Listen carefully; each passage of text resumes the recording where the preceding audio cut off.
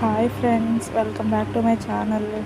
మీ అందరికీ తెలిసిందే నేను రీసెంట్గా అరుణాచలం వెళ్ళానని. ఆ తర్వాత మా ఫ్రెండ్స్ అందరం కలిసి మళ్ళీ పాండిచ్చేరి కూడా వెళ్ళాము.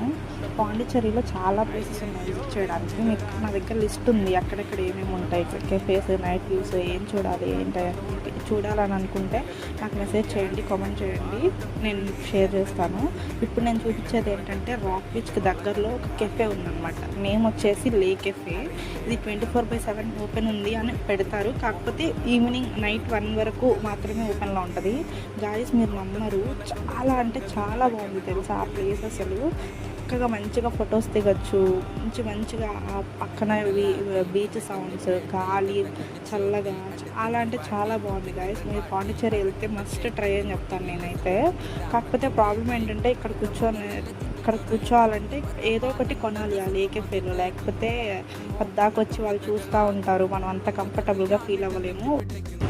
That's all for today guys. Thank you for watching.